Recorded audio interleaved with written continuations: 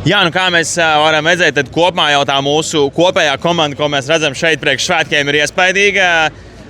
Katra no šīm mašīnām un sportistiem ir labākie savā jomā, savā disciplīnā, tā kā svētku ballīte būs apjomīga. Cikos tu brauksi? Kopumā šovs sākās no 2 līdz 4. Mums katram ir pa 2 braucieniem, plus arī mums katram vēl ir iespēja kaut kā sadraudzēties un kopīgi izbraukt trasē vienam ar otru.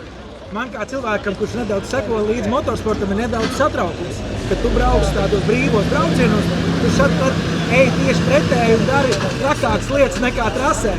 Vai viss būs mierīgi no tavas puses, mašīna paliks vesela?